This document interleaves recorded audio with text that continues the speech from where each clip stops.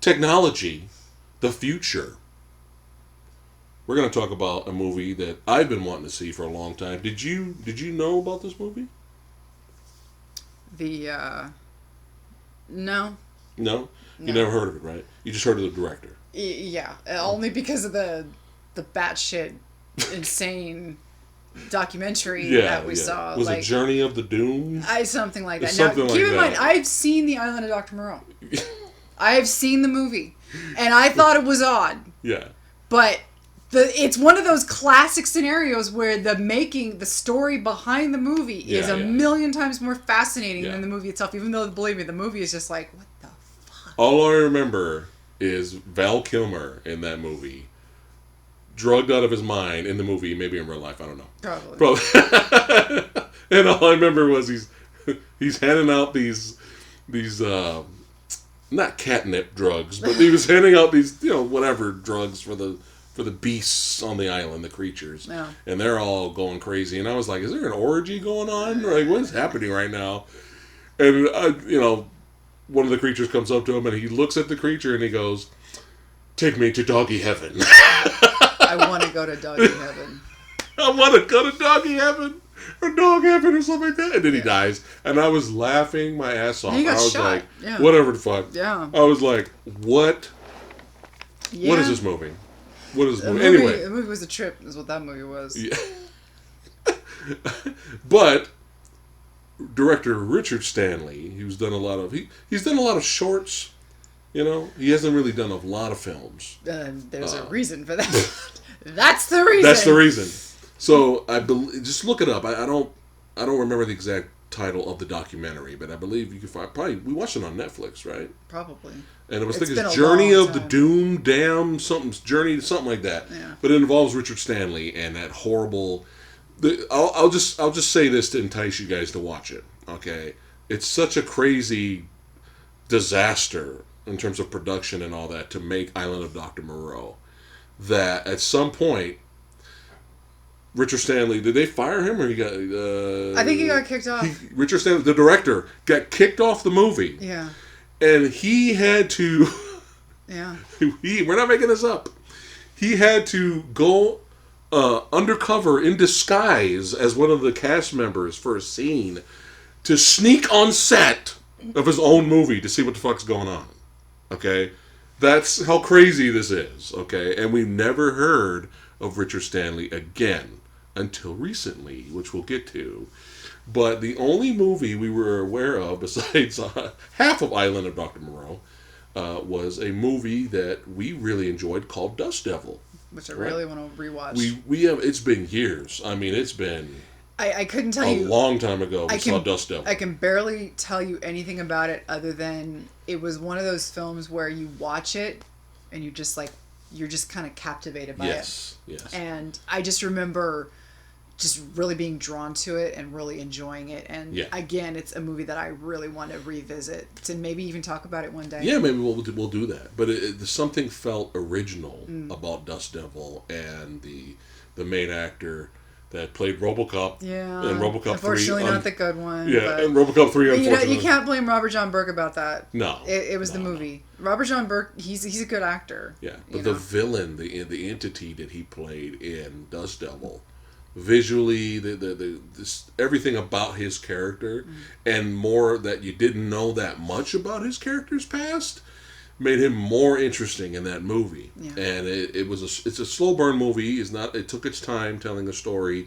Visually, it was great for its budget, but there was always something about Dust Devil that you're just like, there's something about that movie, and we do need to go back and watch it, especially recently because of what's happening right now in the movieverse. Now, we're going to talk about the movie that does the complete opposite of Dust Devil, a movie that I've been wanting to see for years, because I heard it was good shit. All right? Hardware. We're talking about Hardware right now. Came out in, 1990? Maybe? She's checking the facts. She's the fact checker. But it stars Dylan McDermott, the guy I always confuse with David Duchovny for some reason. I don't know why. How does that work? I just don't know why. That's hilarious. But he's in the film. Nobody else of note in terms of well-known actors, right? It's probably one of his early works too. It is 1990. 1990, right? Which is, in a way, still feels like the 80s, right?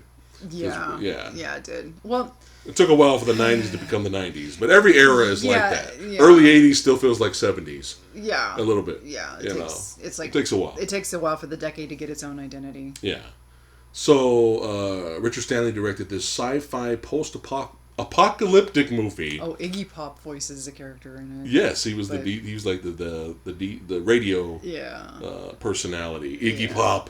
Yeah. But right at the beginning, you see Dylan McDermott and his buddy. What was his buddy's name? Oh, I forgot his name. The junkie friend. No, I don't. Anyway, it's not that important. But they get into a little taxi. They get taken somewhere, and fucking Lemmy from fucking Motorhead is the driver, and he's like, "Hey, you guys want to listen to some music?" He turns on the radio. It's Ace of Spades. And I looked at her. I was like, "This is the greatest movie ever made. 5 stars." Like already. I was laughing my ass off. I was like, "All right, movie, you got me." But the opening of the film, very just similar to Dust Devil, right? You have this post-apocalyptic world. It's not Dust Devil's in modern day, but you have the view of the desert, and you have a lone, mysterious figure walking by, and you see him walk by. Does he pick? He picks it up, right? Yeah, he picks up the head. You see a head of a cyborg slash like a robot. It's a robot, yeah. Not cyborg, robot head. Terminator-esque looking, endoskeleton-like a little bit in its design. And he picks it up and he walks it to this guy who kind of like a pawn shop for parts, and he sells it for parts and stuff like that. And that's kind of where we meet the Dylan McDermott character and his character. He goes to sell it, but Dylan McDermott's there, and the guy he's but supposed to sell it to. He had stuff to sell too, though. Dylan McDermott. Yeah, but the guy he's supposed to sell it to walks out of the room for a sec. It's Burgle Cut. Burgle Cut from Willow. Who's dubbed over for some odd reason. Yeah, I was going to ask you about that. That was very off-putting because he has a fine voice. It's fine. His voice is fine. And they dubbed him over slightly deeper. Burgle Cut. And it's like, why? It was off-putting to me. Apparently to you too, because you noticed it. Yeah. So the guy from the desert, Dylan McDermott talks him into selling it to him instead. Yeah. And so now Dylan McDermott has the robot head. Yeah. But up to that point, before we move on to the plot, visually, we're like, dude, this is so interesting looking. I mean, I don't think this is a big budget movie. It's probably a modest budget. But fact checker, she's checking it out. 1.5 million. 1.5 million. Ouch. So yeah. That's pretty impressive. Yeah. If you've ever seen the film, or if you see any screenshots of the world that they initially. And this is okay. I'm just gonna come out and say it. I found this movie so frustrating because when you first, I was so on board because of what you're first presented with. Yeah. You get all of these interesting scenes at first. You get the guy in the desert. You don't know what he is. You don't know who he is, and he picks up this thing. His eyes and you're like, are glowing. Yeah, and you're like, who is this guy? And he picks up this robotic head in the desert, and you're like, oh, what's that? Who's that? And you get introduced to this weird dystopian-looking city, and you get the Iggy Pop radio personality talking about all this and that and this and that, and you see the city and how like shambles it is, and you see the city itself, and it looks just so just absolutely trashed, and everything looks so horribly run down, and just the people look all run down themselves and everything. They did a good job set wise, making everything look so terrible and post-apocalyptic. Yeah. And then you get to the meat of the story, and you barely get any more of that. And you're stuck in an apartment with this dumb twat of a female character who you're stuck with. Yeah. You're stuck with her, which might not have been so bad, except they kind of wrote her to be like this shut-in who's on government assistance. They made like a big point to make that a point of contention between her and the Dylan McDermott character. who really didn't like each other, but they banged the first chance they got. And it's like, wait a minute. You guys clearly don't like each other. She clearly had a thing for Shades, the friend. Shades, there he is. Okay. That's the junkie friend. So the friend, that first of all, she didn't even want to let them in.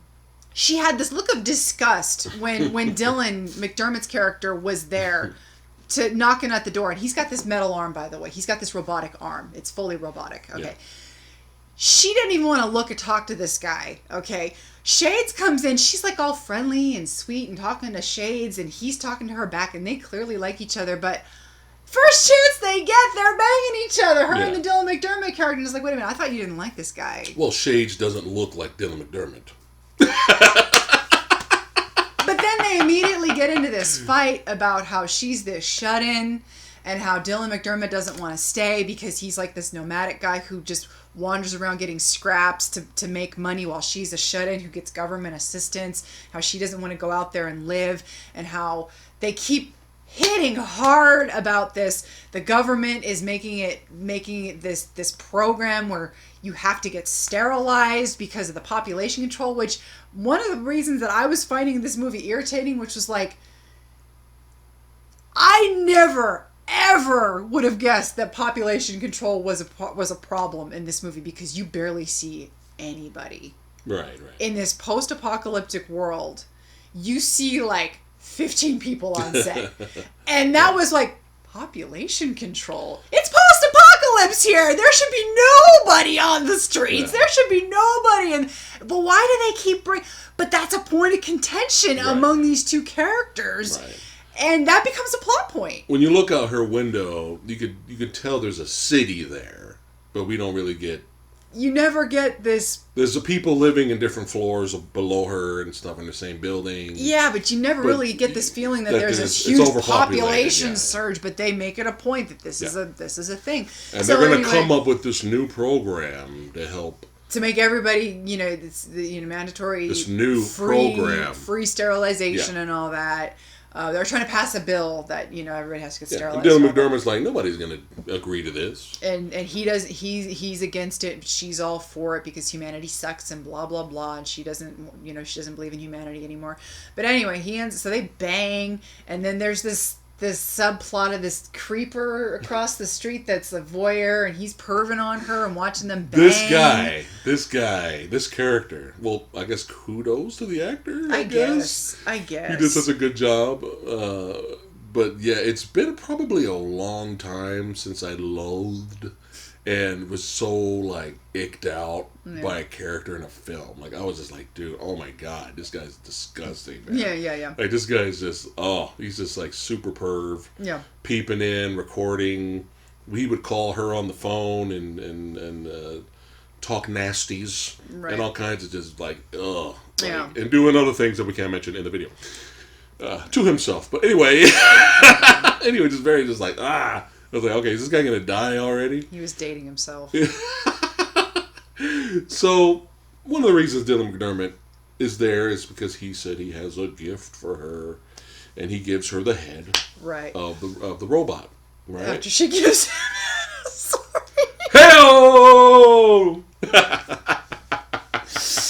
I'm so sorry. It's okay. Anyway, yeah. So I mean, you're drinking coffee. I'm drinking shock top. By the way, she's an artist, by the way. Right. And so she's always tinkering and creating things. Yeah, and that's also how she makes money. Technology-wise. Also, yeah, technology. So in the middle of the night, she like gets inspired, and so she gets the head and she starts painting it, and she like attaches it to a sculpture. Mm-hmm. She makes it like a sculpture, and she paints it like all these colors and all that. And it turns into a horror movie after that, basically. Well, they kind of they mention here when Burklecut. Yeah, that's one of the best names ever. Burklecut. Yeah. Has part of the. Does he have the arm of the robot? I forgot. He has a hand. Yeah. He has a hand of the robot. Yeah. That was the deal. Take this, but I'm taking the head. To my girlfriend that doesn't like, that's not my girlfriend. That doesn't like me, but she's gonna bang me. Yeah, because I'm Dylan McDermott. Right. And so the hand So he's reading up the technology about the hand and the technology about how those robots basically were created, but something went horribly wrong, whether they became Skynet or not. Right. But something's hinted.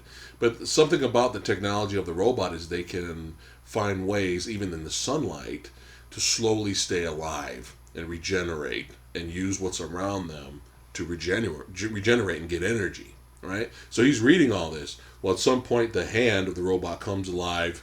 Oh, spoilers, by the way, fuck it. The hand comes alive, kills Burglecut, which I was kind of hoping we'd get to see the death, but we didn't. And then, overnight, the head starts to come alive and starts to grab wires and electrical cords and all this shit. It starts to regenerate on its own and becomes its own thing. So then it becomes kind of a slasher type horror movie. But everything takes place in the same apartment, and that's probably the budget constraints. Yeah, and I get that because you can tell at that point a lot of the budget went to the machine. Yeah. Because it was all animatronic. Obviously, Yes. It's 1990. Yeah. So puppeteering was all in that thing. Even though some of it worked. Yeah. It looked fine for the most part, and I respect the hell out of that. Yeah, I'm not gonna. The design of the robot was great. Yeah, I'm not gonna knock that. Yeah, I'm not gonna knock what they did with the robot itself. Yeah, the guy in the suit with the arms, but he's completely covered underneath the robot suit. Yeah, I mean, it was very well done. It was very well done for the budget they had. But it comes alive, and it's an attack robot, right? Well, it's war. Well, you assume, and eventually you find out. So it's going after. It basically, almost in a Jason Voorhees type of scenario where sex wakes him up. If not him having sex, but the teenager's fucking somewhere. He just wakes up like in Jason X. In a way, the head was still alive on the wall and watched the couples fucking. It kind of looked at that as if it was being attacked itself. That's why it woke up and started regenerating. Because of what he was looking at, right? So it becomes a horror film now. So now we have sci-fi horror, right? And it tries to kill her in the apartment complex. We get a really, really, really great death. I was like, yay, thank you. When the perv guy gets it from the robot. And the whole meat of the story, the middle part of the film is her basically surviving by herself. Mm-hmm. Like, instead of getting the final girl at the end, we had the final girl basically in the middle of the movie. Yeah. Because she couldn't escape out of the apartment. People couldn't get in. Mm-hmm. Dylan McDermott, they tried to get in. They eventually got through. Yeah. But before that, it was just her trying to survive. Mm-hmm. She realized that it's heat sensitive. She went to go hide in the refrigerator, and it had, it had issues trying to find her and stuff like that. And we had some interesting moments there. But I didn't really like her character that much, but I liked the fact that her character at least had balls. And she was just like, fuck it. I'm going to go fight and attack. I don't give a shit. So I did like that about the character. But when Dylan McDermott and them show up, their guns are blazing. They shoot the robot, and the robot gets knocked out of the window. And at that point, I was entertained of what I watched. I was entertained, but I was kind of like, oh, it's over. Okay, it's over. All right. Okay. Yeah. I didn't know the whole movie was going to take place in the apartment complex, but it's over now.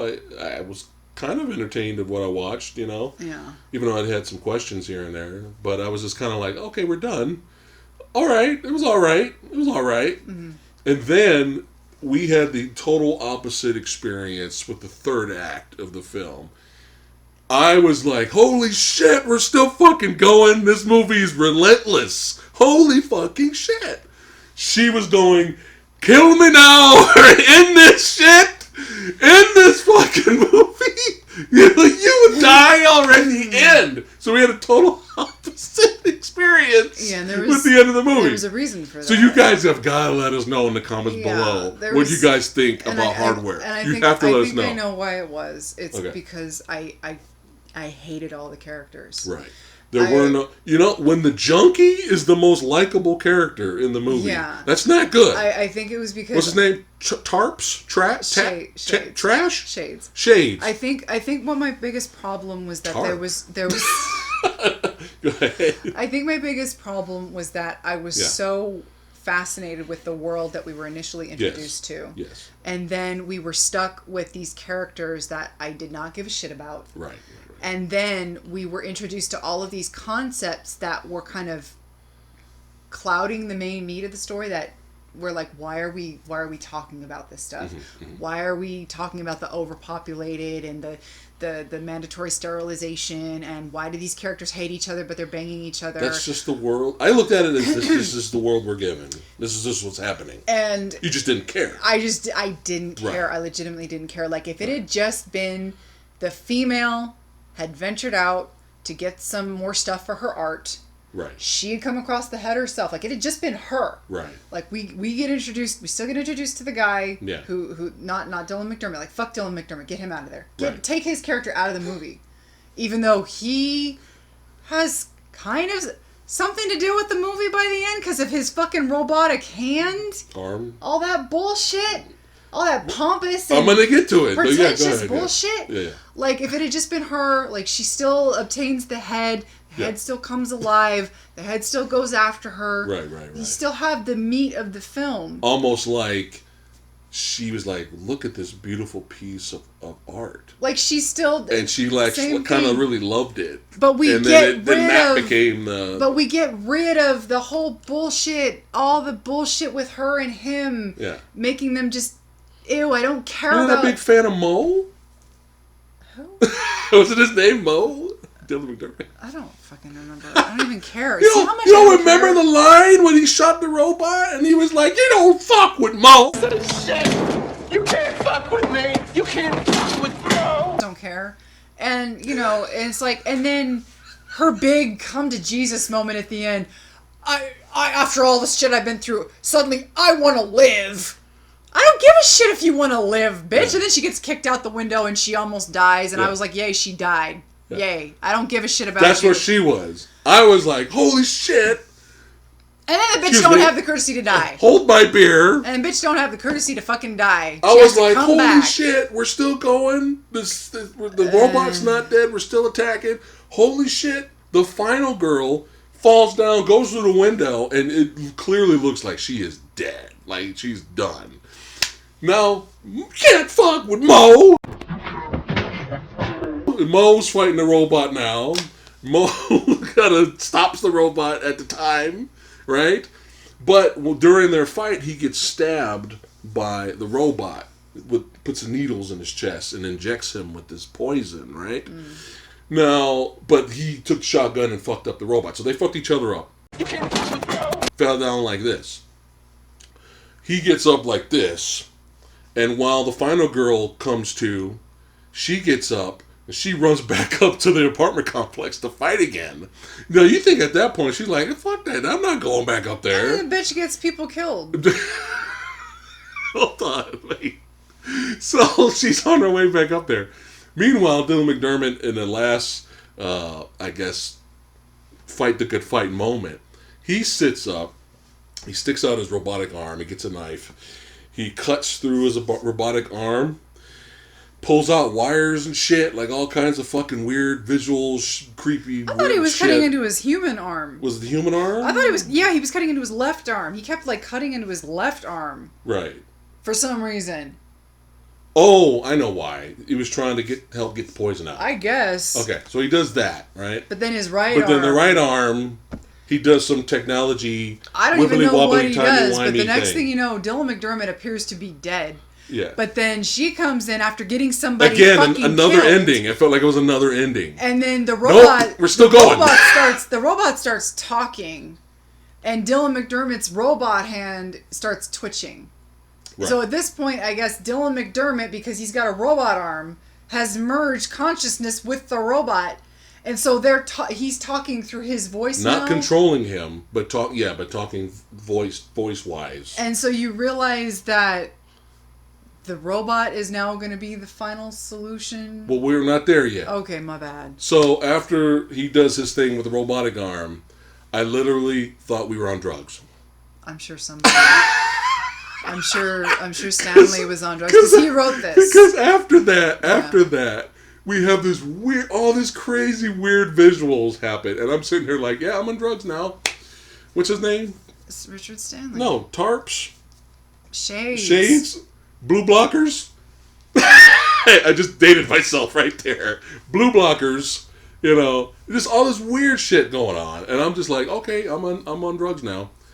Like, what is happening? What the fuck is happening? And then we have these shots of the robot basically basking in front of the computer like this, with operatic music, with lights behind him, just all right, like just, and that was like forever. And I'm like, okay, so now we go from 5 different Return of the King endings to now I'm on drugs to it's an MTV music video now.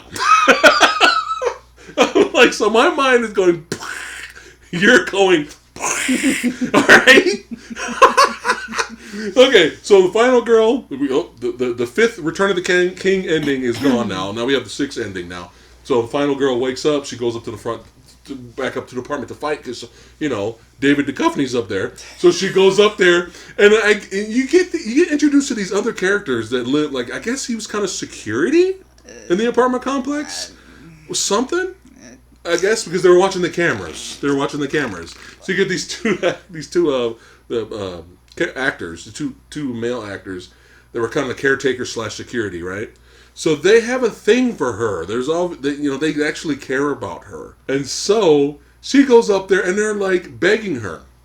Even the other people that were kind of helped her revive her, they're begging her, do not go back up there.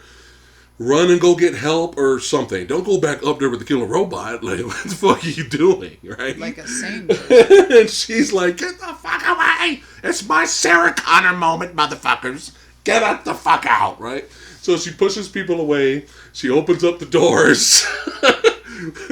The 2 guys that care about her, the caretakers and all that shit. Was Shades died too, didn't he? I think so. Right. So Shades was there, right? They all go in there. All 3 of them horribly die. Great fucking gore effects, though. I love it. I love the gore effects. So they all die because one guy gets caught in the fucking the doors, crush him. One guy gets shot in the head. I forgot what happened to Shades. I forgot what happened to Blue Blockers. Yeah. But then after, so they're dead because they cared about the girl. You know, and so she's there, back up there again, and then she has her final throwdown with the killer robot. But now Dylan McDermott's done his thing. He's speaking to her through the voice of the robot. She's like, oh, David McDermott. Oh, okay, now I know what to do with the wibbly, tommily, wobbly, boobly, bobbly, beebly.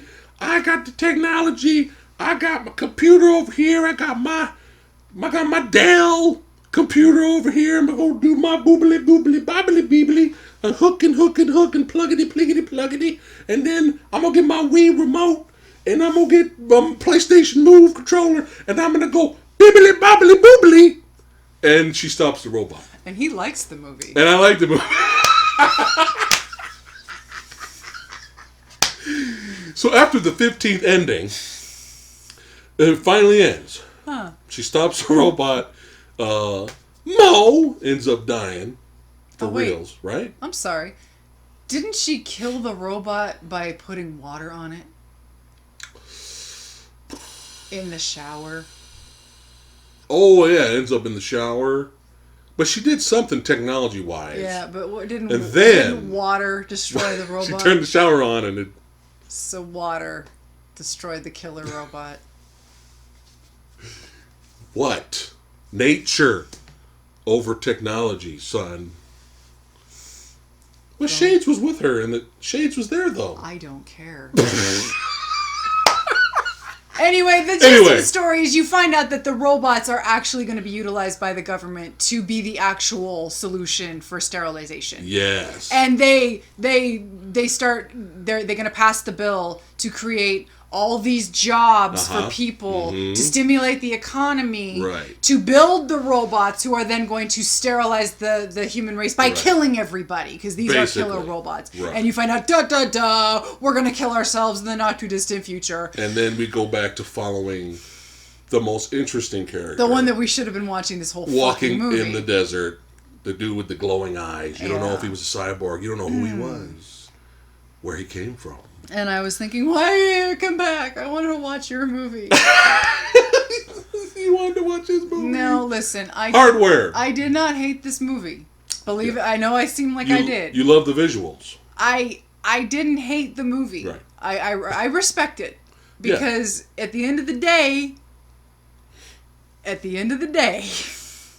Yes. This was not like an asylum piece of shit. We didn't give a crap. We just banged out some... A lot of hard work and effort went into making this movie. This was, it's an original for the most part, even though it's got shades of Terminator and, it's whatever. Yeah. You could argue it's borrowed from this and that. Yeah. Whatever. It's cool. But at the end of the day... Terminator borrowed from Westworld. This is a movie that has, like, all this effort, all this time and attention and care up on the screen. Is it a bit pretentious? Oh my god, yes. Is it up its own ass with some concepts and ideas? Abso-fucking-lutely. Could you have trimmed out some of the bullshit characters and streamlined it and just... You still have the same effect and wouldn't have gotten under my skin? Yeah, but that's just my personal preference. And they killed Burglecut. Good. Hey, I'm gonna be me, all right? I have no problem with that. All right, good. But yeah, I respect it. I still respect the movie, even though I didn't particularly care for any of the characters. Right. And I it's not the movie that I wanted, because again, it was just, I was presented initially with something and I got something else that I just didn't care for, but I still respect the hell out of it. And aesthetically, when we weren't stuck in the apartment with the idiots, I still enjoyed what I got. Yeah. And we got Lemmy cameo with quick little Ace of Spades in the background, so, Yeah. So you still liked it? I still liked it, it was more like I didn't hate it. I didn't. It's almost like it's one of those films that it's almost like you want to watch it again to see if you missed anything. Yeah. It's one of those. I'll watch it again. No, I didn't hate it. I have to respect it. Yeah. I literally have to respect this movie just because of all the attention and detail that they put into it. Right. And we're gonna watch it again. Yeah. So. I'll still. But for me, on my side of it, I was just kind of like, oh, we're done. It's over. And then the fact that it kept going and it was nonstop and relentless and it kept going.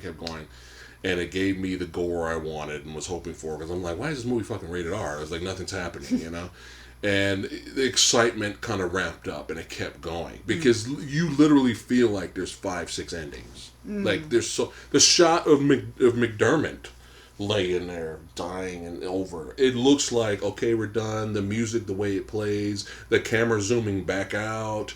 It's almost like, okay, here's the credits. We're going to fade out. No, we're all right. Blah! Keep going. So I did like that. It made me satisfied, even though I wasn't like super crazy about the story. But it gave me satisfaction. Like I didn't waste my fucking money. You know what I mean?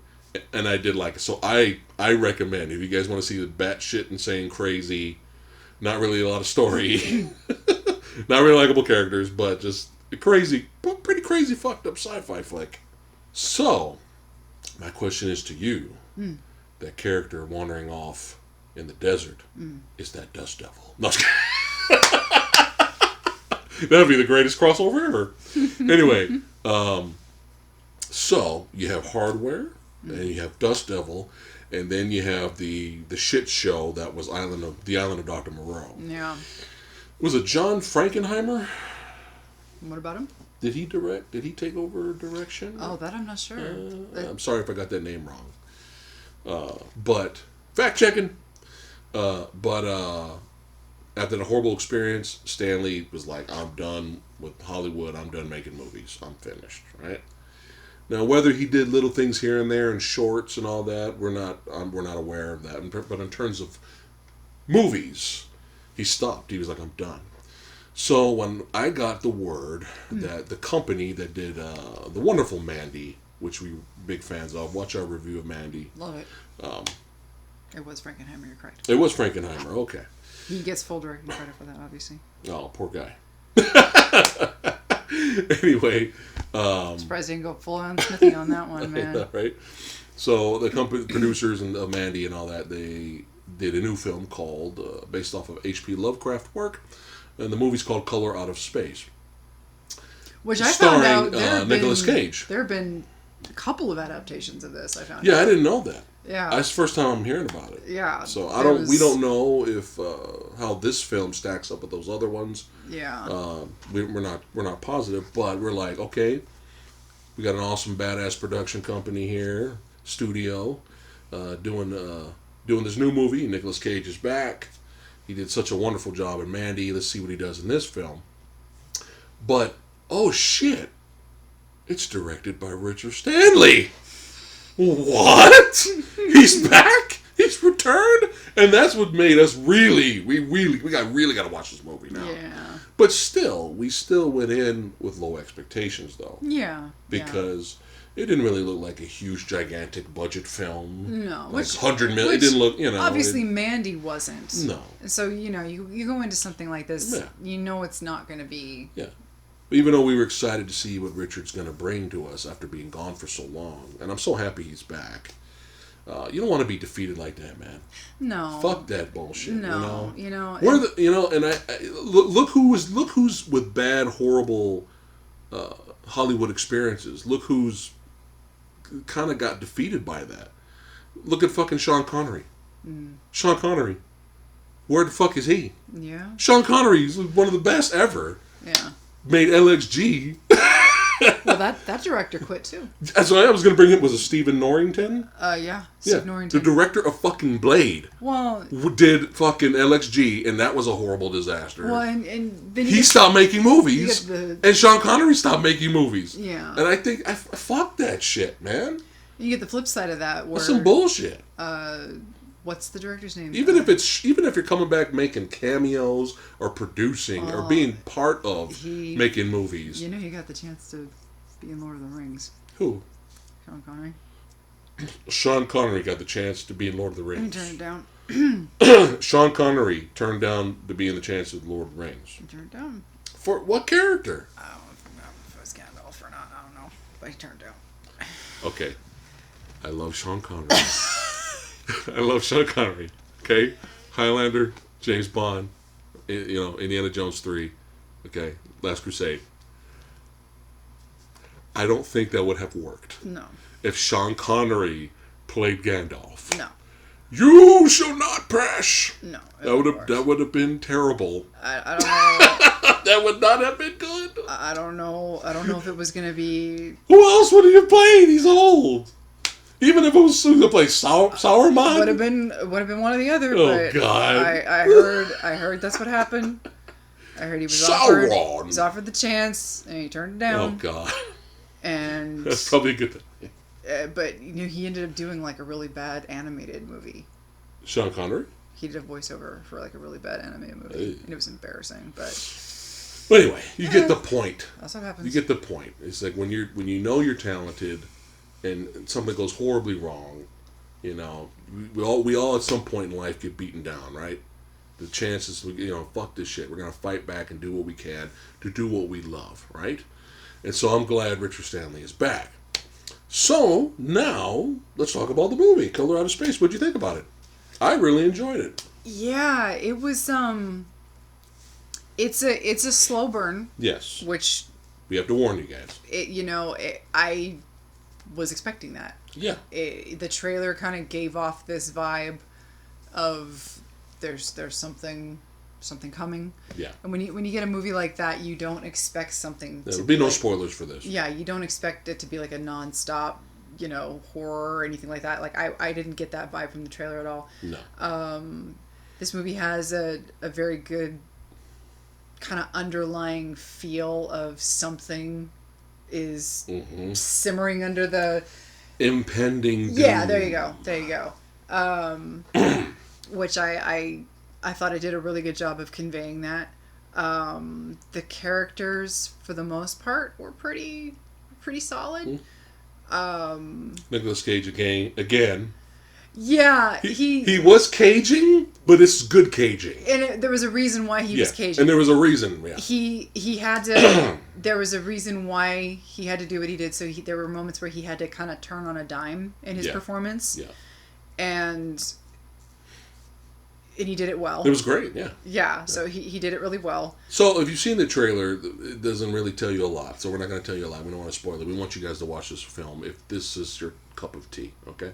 But it's, you got a family that lives out in the country, big, beautiful house, getting away from the city. Raising alpacas. Because Nicolas Cage's character is convinced that they're going to be like the animal of the future because you can get milk from them, you can sell them for meat. It's so bizarre. You can do this and that with them, and, it's so bizarre. The wife she's got like a home business where she does like stock trading or something like that in her office upstairs, but it's implied that she's like at her wit's end because the Wi-Fi is always constantly. Yeah, the actress from King Ralph.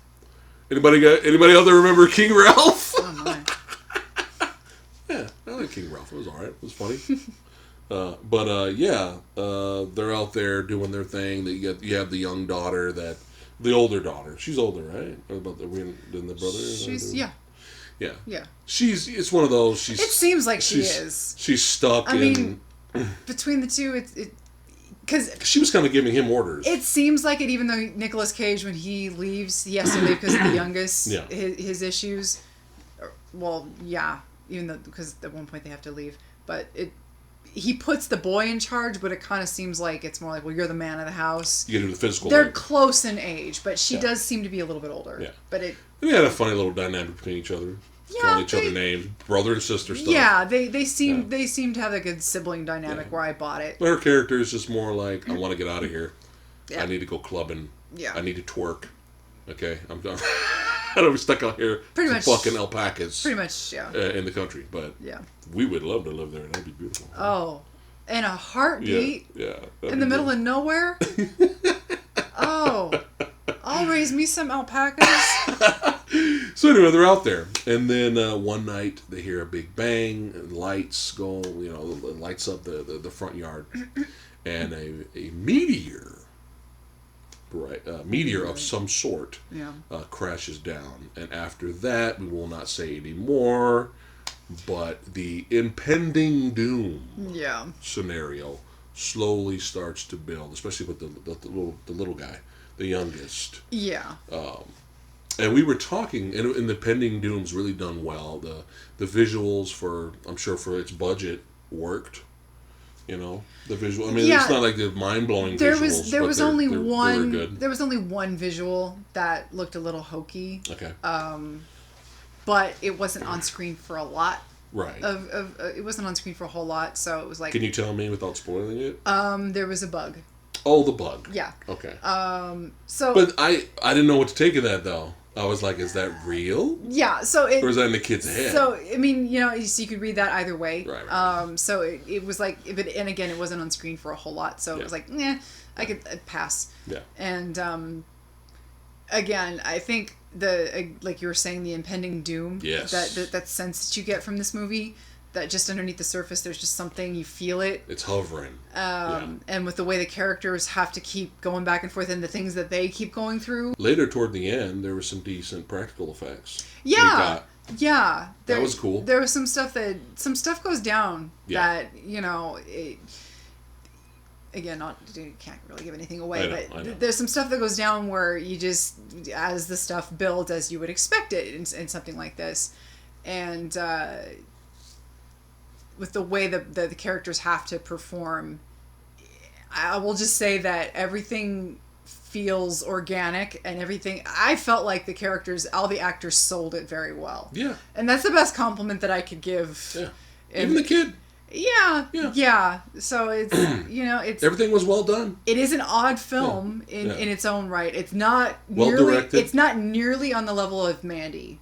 Like, if you've seen Mandy is out there. Like, even the score to Mandy is out there. The visuals to Mandy are out there. But you see the trailer to Mandy, and you feel like Mandy is out there. Yeah. This one, I think the trailer is a pretty good representation of what you're gonna get. This film the film is a little weird, it's a little odd, just not. It doesn't basically crank it up to 11 like Mandy is. It's not like that. So if you're going and expecting Mandy, don't. Yeah. It's its own thing. Yeah. But everything was well done, and I was pleased. I was happy, especially with Stanley being back. And I'm getting a lot of positive feedback and from people that actually like this film. Yeah. This is a good thing. This is not a spoiler in any way.